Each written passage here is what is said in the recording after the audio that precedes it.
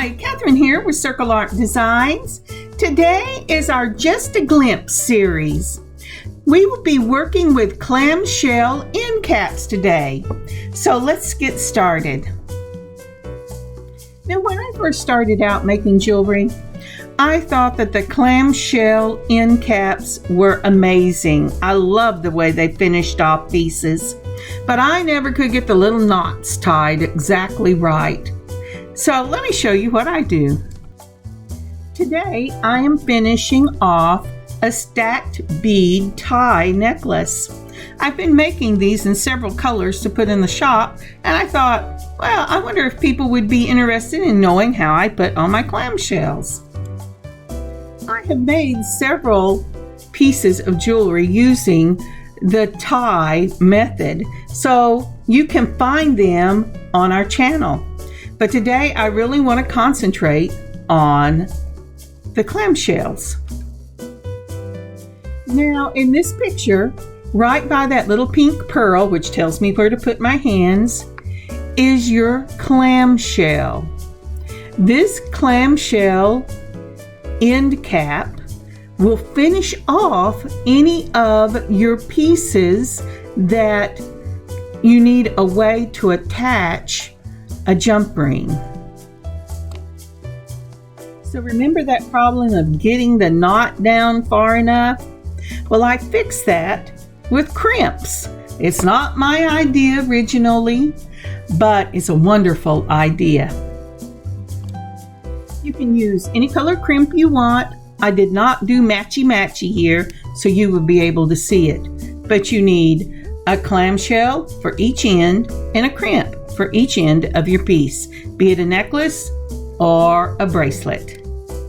You will also need some glue. I use the Locktite Gel Super Glue, but E6000 will work just as well. And besides my crimps and my clamshells, I'm going to pull a lobster claw and a couple of jump rings to finish this necklace off. The little clamshell should come open. If you turn it over on the back, you will see this little hole. That's where we're going to slip in our cord. Now my fingers don't always hit it on the first try, but I guarantee that this little bitty cord will fit through that hole. And I haven't mentioned it yet, but this is a 0.5 millimeter beading cord. And there you have it. Voila! Through the hole. Now once you have it through the hole and the cord is coming up through the open clamshell, go ahead and put your crimp on it. For this size cord, I am using a number 2 crimp because I want the crimp in the end to be wider than the hole.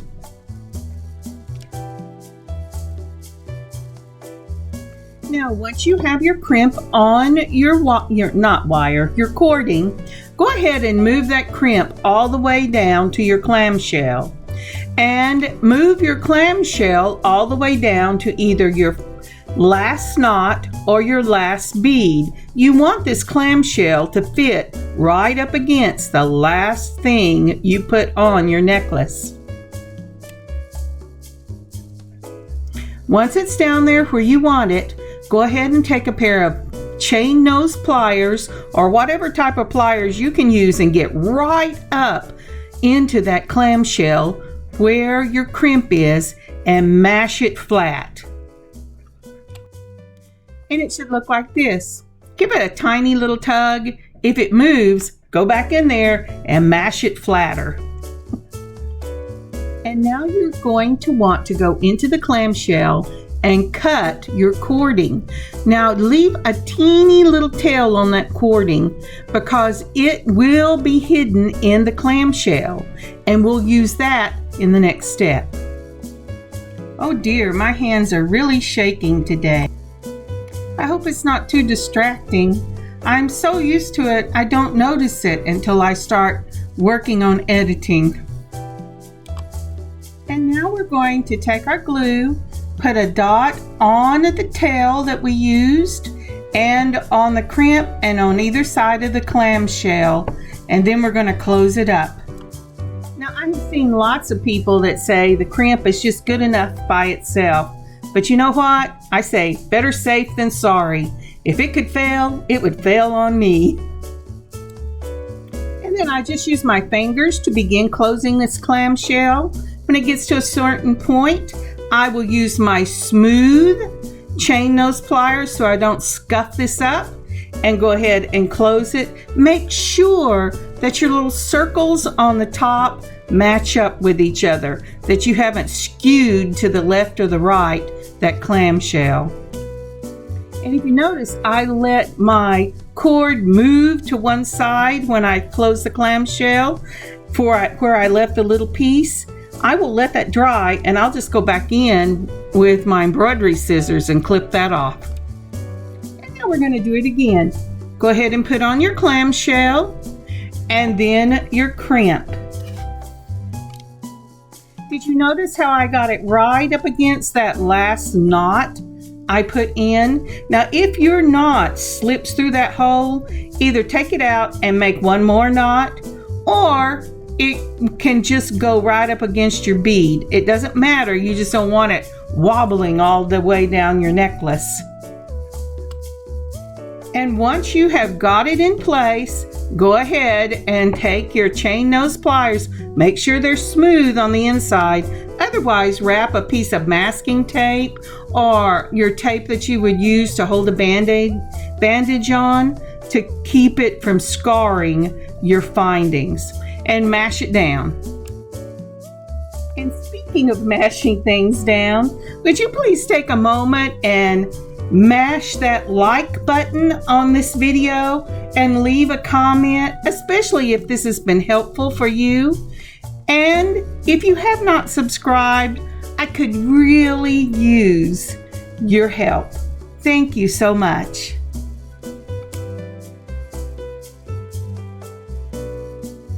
Now with this clamshell, I did not open it up all the way like I did the other one, and I'm having just a little bit of trouble getting the points of my chain nose pliers in to mash this completely flat. If you're having that problem, just take your fingers and gently open that clamshell just a little bit more, not flat, but a little bit more so your points can get into it. And once it's done, go ahead and clip your beading cord, leaving a little tail. And then we're going to add the super glue to it and close it up, just like we did on the first side. Now the reason I use this gel super glue is because it holds quickly. And yet it has the advantage of the E6000 because the E6000 doesn't run all over the place. You know, Gorilla Glue would also work, and I have used that. But you want something that will hold in the beginning and then harden over time without running everywhere. So again, if you find that you leave too much of a tail, go ahead with your embroidery scissors or something with a sharp point, because you have a little space you're working with, and clip off what's hanging over the clamshell. Now I have to tell you, sometimes I cut the little hangovers and sometimes I don't. It's really up to you. So here are the finished ends. See how that clamshell sits right up against those last tied knots of mine? That's the way it's supposed to look. If their last thing is a bead, then it should sit right up against that bead. And the crimping makes it much easier to get the accuracy on the endings of your necklace. So now we're going to go ahead and put our ends on.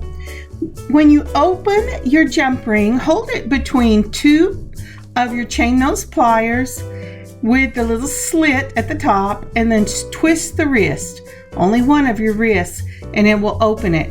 Never pull it. Then put your jump ring through both holes on that clamshell. Once you have that on, close it back up. Now on this side of the necklace, once I opened that jump ring and put it through the clamshell, I added a lobster claw clasp and then I closed it. So for the next side of this necklace, I'm going to use a larger jump ring because this will be what I use as the closure for my lobster claw clasp. Holding it between two of your pliers just like before, go ahead and twist your wrist to open that jump ring. Then put it through both sides of that clamshell and then close it back up and your necklace will be finished.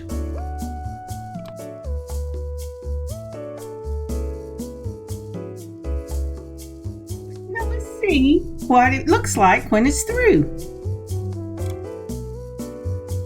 Now isn't that a lovely finish for this piece? I just love the look of the piece when it's finished with the clamshells and the lobster claw clasp. Just a beautiful finish. And there you have it. One stacked bead pendant, knotted cord necklace with clamshell endings and a lobster claw clasp. I love it.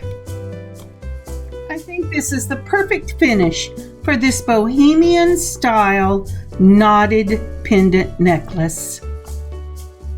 Thank you for joining me on this Just a Glimpse series.